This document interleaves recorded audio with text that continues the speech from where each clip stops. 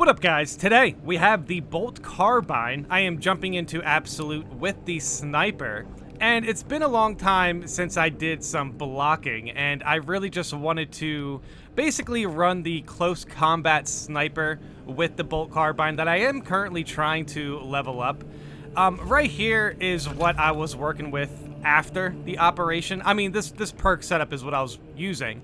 But as you can see, this is a fully leveled sniper. This is a recently fully leveled sniper on console. I am pretty close to getting console and PC characters fully leveled, but for now, this is basically my last run on console as far as levels go. Now, the thing is, we're obviously going to see, you know, the prestige perk set up soon. So I feel like getting what you can maxed out is definitely a good play.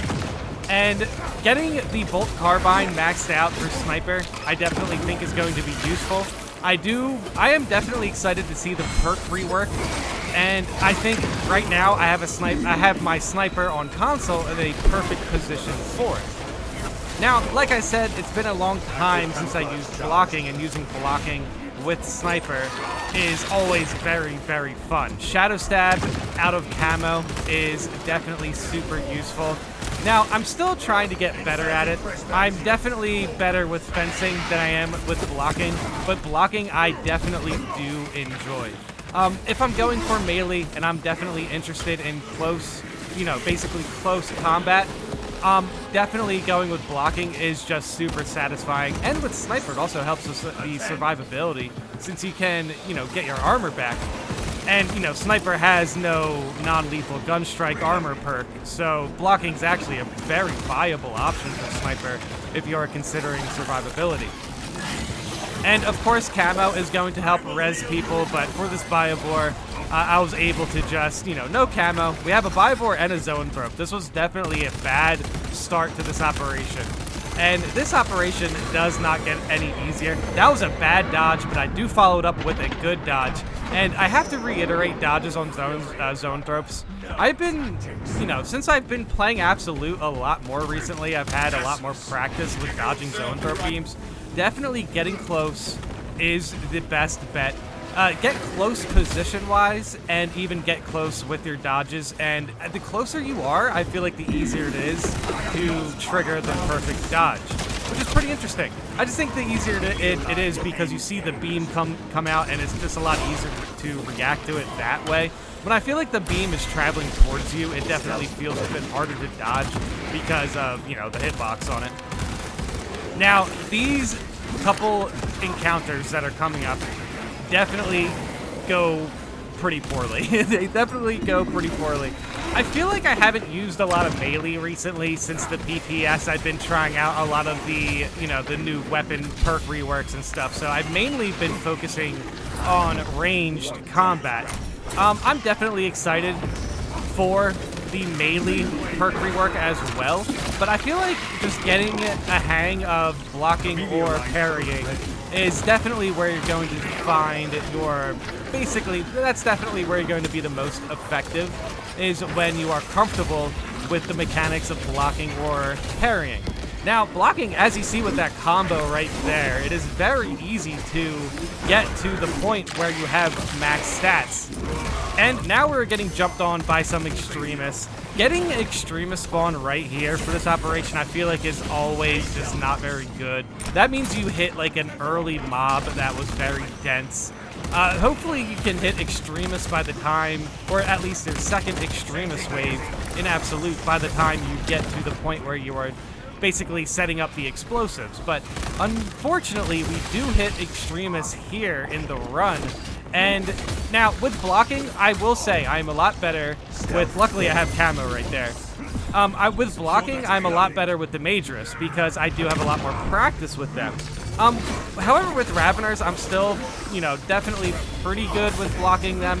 Unfortunately there, I definitely lose a lot of contested health there because just overall melee attacks do not, heal up a lot of contested health.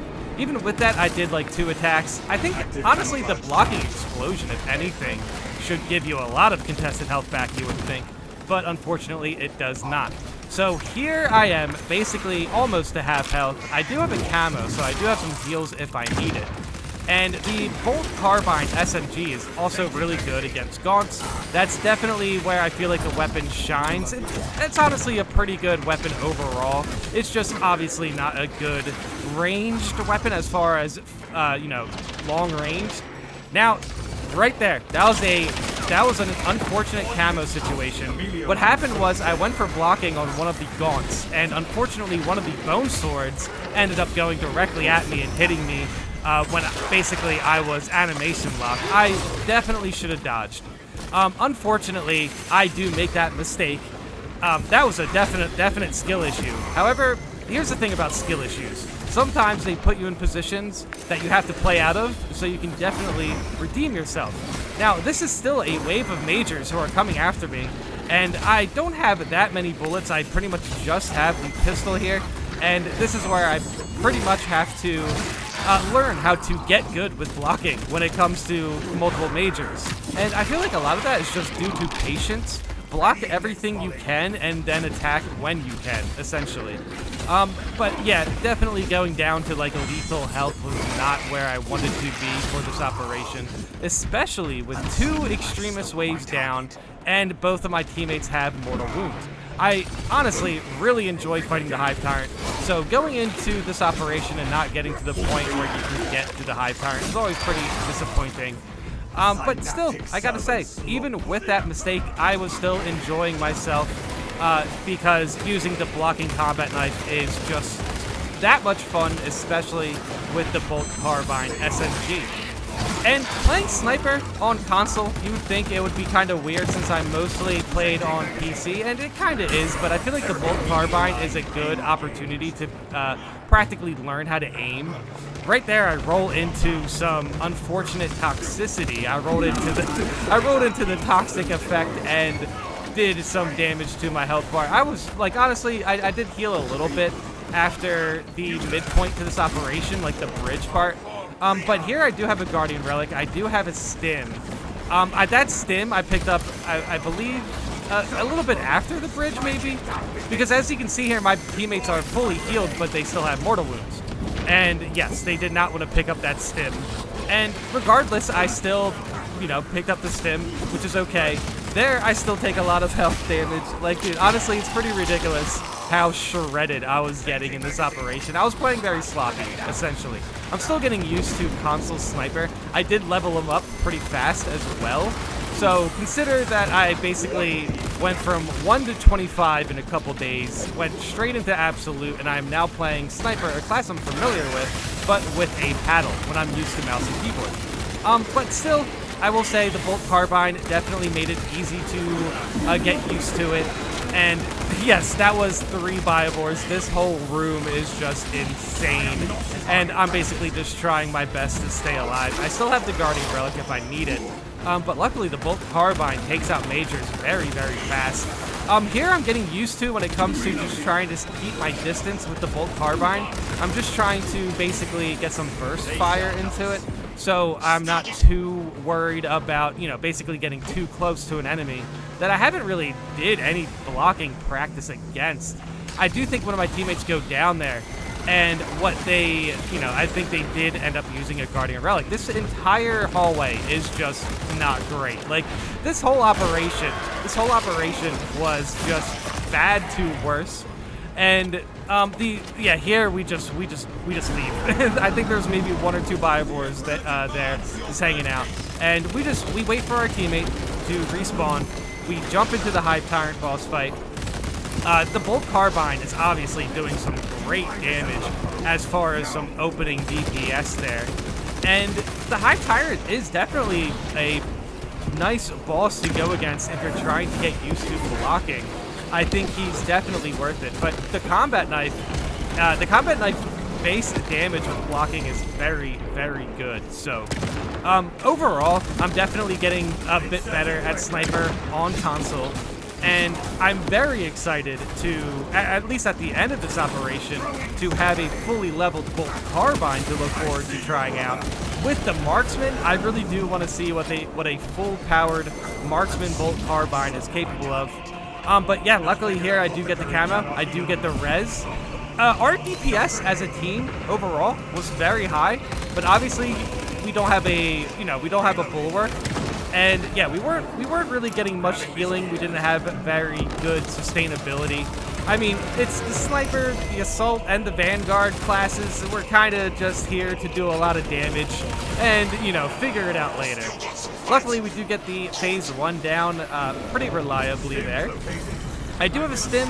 There's a stim right there. I made sure, to leave it there for my teammates. I do have one teammate there with a mortal wound. But I still have a guardian relic, and hopefully I don't have to use that.